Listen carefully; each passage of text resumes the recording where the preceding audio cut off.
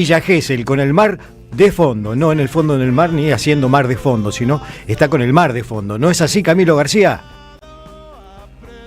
Bueno, gracias Tano, muchísimas gracias. Estamos aquí, seguimos en Buenos Aires y la costa, realmente pasando una temporada muy pero muy linda, gente que se acerca, se va sumando con el mate de los amigos de La Buena. Estamos acá con Otto Hacker, estamos ahí corrigiendo un poquitito las cámaras con Otto Hacker. Está, me parece, la actriz Lorena Vega en línea. Sí, la saludamos.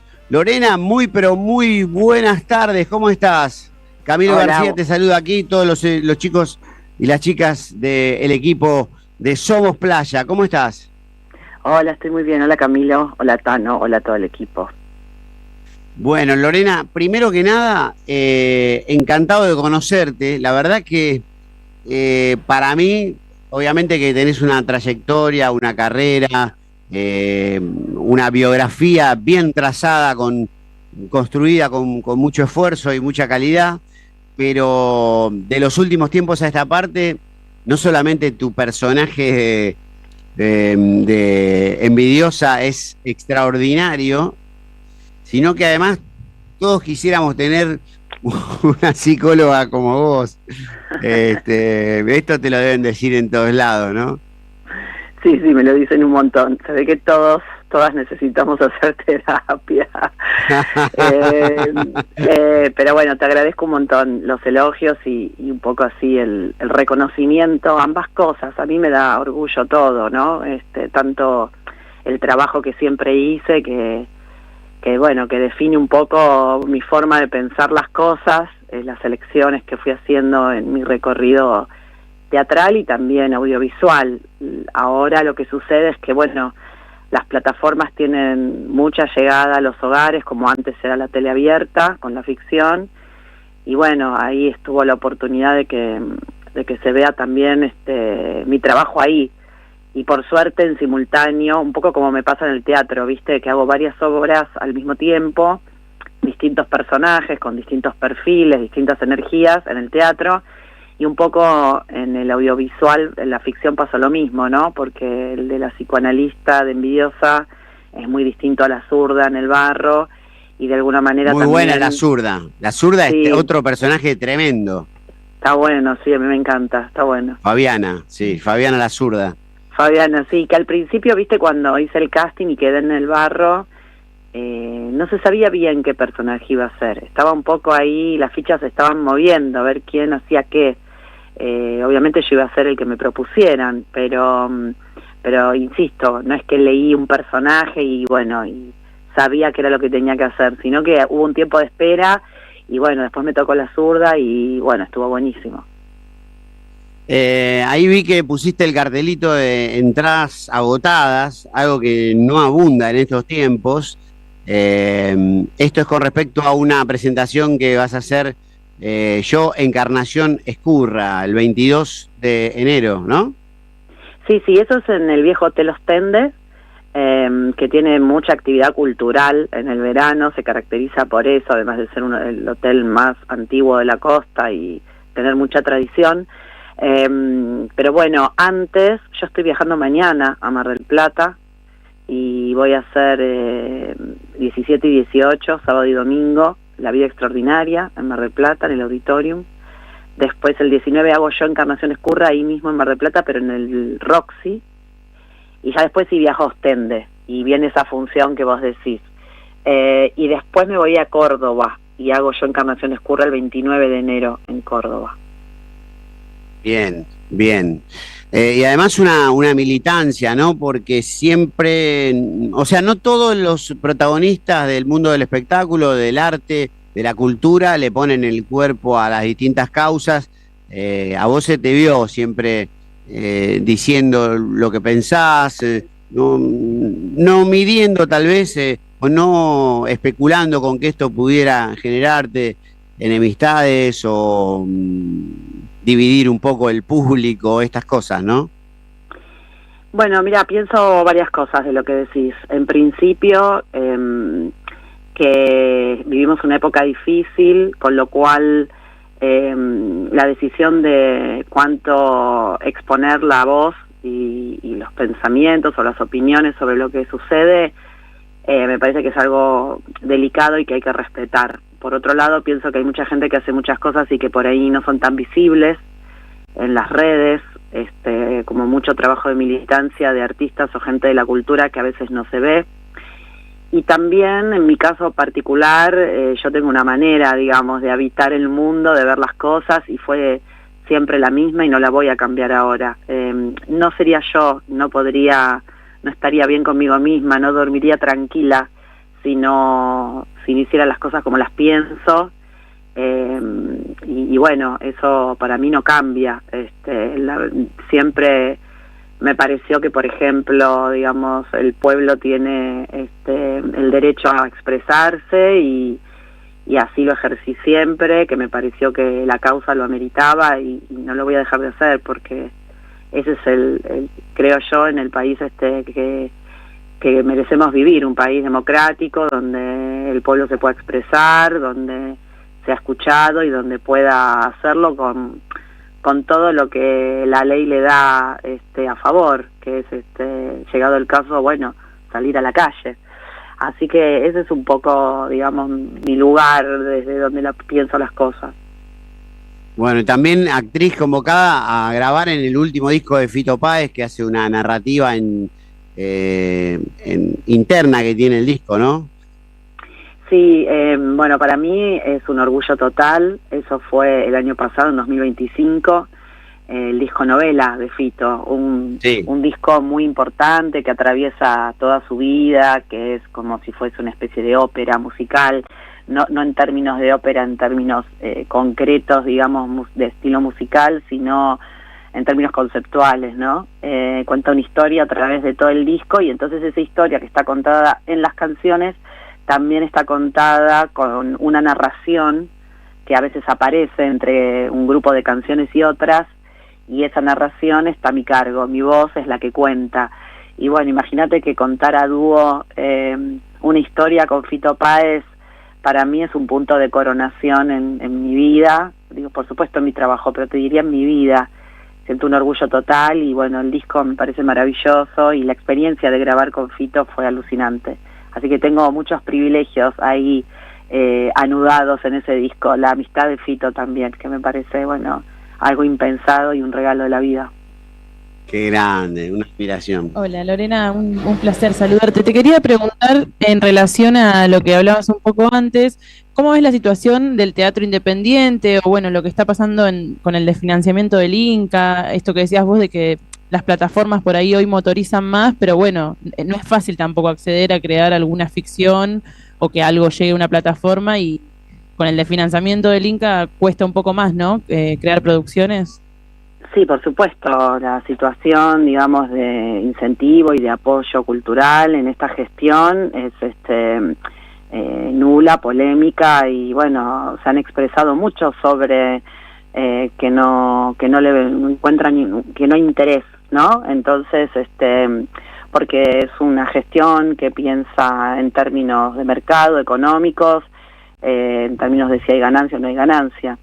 Ahí me parece que hay un montón de puntos a discutir, porque el sector cultural es un sector laboral también. Entonces, que se detenga la industria audiovisual es detener un espacio de trabajo. O sea, gente que trabaja y que además genera dinero. Lo que pasa que todo lo que tiene que ver con lo artístico, digamos, no depende solamente de ser incentivado cuando da ganancias, sino que son varias áreas las que componen la producción artística. Aquellas que facturan más, pero también las que no necesariamente el rendimiento viene por las ganancias que dan, o la ganancia está en otro lugar. Hago siempre una analogía que me parece que puede ayudar. El cuerpo humano necesita alimento, y el alimento no es solamente lo que ingerís como comida, que es muy importante, ¿no? El plato de comida en la mesa. Pero alimento también es educación, es dispersión, es encuentro, es ocio, es afecto, en fin, todo eso compone la nutrición del sujeto. Bueno, de alguna manera, para pensarlo en relación al cine, el cine está compuesto de las películas que cortan tickets, de las películas que son más arty, que por ahí va menos gente, pero que hacen otro tipo de operación sensible, que hacen otro recorrido, entonces todo eso hay que fomentarlo, porque aparte si no laburás, no aprendés, no mejorás, o sea, cuanto más haces, mejor lo haces. Entonces hay que filmar y volver a filmar y volver a actuar y volver a actuar. Pero bueno, es como discutir. Yo tengo la sensación que en esta gestión, salvo muy escasas excepciones, es discutir con gente que no, digamos, que ya está, que ha tomado una decisión y no quiere escuchar. Eso, digamos, en el área teatral también sucede, pero bueno, nadie va a dejar de hacer, vamos a encontrar otras maneras y las vamos encontrando y las vamos buscando. Para mí, cada cosa que se haga tiene mucho valor. Insisto, vuelvo como a los orígenes, así viví siempre, ¿no? Hay que hacer y poner, digamos, tener el motor encendido motoriza más. Así que bueno, están las obras, se sigue filmando como se puede, pero no es justo, es muy injusto lo que pasa con el desfinanciamiento en el sector cultural. Lorena, te vuelvo a lo artístico, porque tal como decís, la nutrición no es solamente el dinero, que por supuesto es importante, pero además ir a ver una obra, por ejemplo, La vida extraordinaria, tuve la suerte de verla, o Las cautivas, o Imprenteros, son obras todas, además, bueno, dos de ellas con Mariano Tenconi Blanco en la dramaturgia, que realmente lo dejan a uno pensando, riendo, llorando. Es un refugio, es un momento que realmente no se consigue tan fácil hoy en día. Sería el milagro del teatro, es el ¿no? milagro, el consumo hoy que tenemos todo el tiempo en las redes. Ahí hay algo verdadero sucediendo. Me parece que ese espacio, el espacio del teatro, es muy importante en esta época. Por eso es tan importante que todos vayan lo más posible a ver estas obras. La vida extraordinaria, contame un poquito de qué va para los que no la vieron todavía. Mira, va de dos amigas en la época de los 40, los años 40, que viven en Ushuaia, que escriben sus diarios íntimos y que van en un momento, digamos, una viene a vivir a Buenos Aires, entonces se mandan cartas hasta que se reencuentran. Eso pasa a lo largo de muchos años, entonces vamos conociendo todos los avatares y las peripecias, las experiencias que van transitando, que son totalmente mundanas y típicas, lo que le pasa a todo el mundo, ¿no? Crecer, estudiar, enamorarse, desencantarse, sentirse traicionada, volver a creer, quedar embarazada, etcétera, etcétera, etcétera. Todo eso, que es muy típico, que es muy, si querés, ordinario, ¿no? Bueno, ellas lo vuelven extraordinario por la pasión y la forma en la que lo narran y cómo en la obra lo cuentan todo tan descarnadamente. Las dos hacen como un arco, digamos, en el que transitan hasta que en un momento no aguantan más y rompen todo, pero después hay algo que lo rompe todo más grande, ¿no? Más en general, más allá de las pequeñas roturas de ellas. Todo tratado con mucho humor, con mucha poesía, entonces la obra tiene momentos hilarantes en relación a la risa, pero también mete un poco el dedo en la llaga y hace llorar. Vos que la has visto, me imagino que estarás de acuerdo. Hace muy como todo ese viaje. Todo. Sí, bueno, Mariano, sí, Mariano es el dramaturgo y es el director, ¿no? De las dos obras. Y en mi caso, Las cautivas es la tercera obra que hago con él. Hice otra anterior que se llamaba Todo tendría sentido si no existiera la muerte, que era también una comedia que no daba respiro, y es una comedia más de puertas, muy contemporánea, muy alucinante.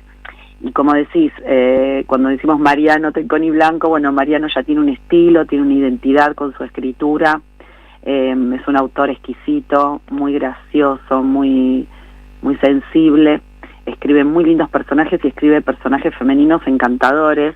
Ahora justo Madre Ficción, que es la última que estrenó, bueno, tiene un personaje central, es la madre, por un lado, por eso se llama así la obra, pero bueno, es un escritor, ¿no? Es como un personaje que narra todo, que es un varón, pero en general escribe obras donde las mujeres tienen mucho protagonismo.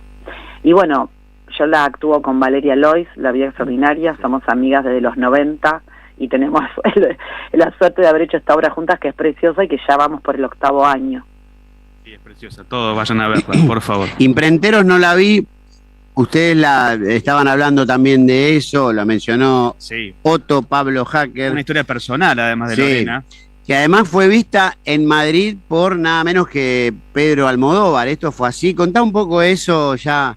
Están cruzados los datos agradeciéndote ahí. ya, Lorena. Están cruzados los datos, porque lo que vio Almodóvar es Las Cautivas, la otra obra que hago de Mariano sí, Tenconi sí, Blanco. Vio la última función, la primera la vio Fito Clarín Páez. miente, porque estaba en Clarín, ¿eh? No, sí, tienen mucha data, entonces se les hace lío. Sí. Decían que- No. sí. Mira, eso fue un momento histórico, por supuesto. El momento en el que Almodóvar vino a ver la función y además tenemos una foto con él, o sea, guardado en el corazón para toda la vida, que es otra joyita de Mariano que vuelve en febrero. Imprenteros vuelve en febrero. Lo que les digo es que La vida extraordinaria, Imprenteros y Las Cautivas, las 3 obras vuelven en febrero en Cava, Imprenteros y La vida extraordinaria en el Picadero y Las Cautivas en el Metropolitan. Y hay que apurarse porque van a estar febrero y marzo y después van a parar. Y no sé, ¿viste? ¿Cuándo es la vuelta? ¿Qué ¿Cómo otra haces para oportunidad hacer va a haber? 3 obras al mismo tiempo? Hay que tener 2 cerebros. Realmente admiro tu lucidez, tu brillantez, tu capacidad de hacer un defrag en el disco rígido y poder, no sé, tenés un sistema operativo distinto.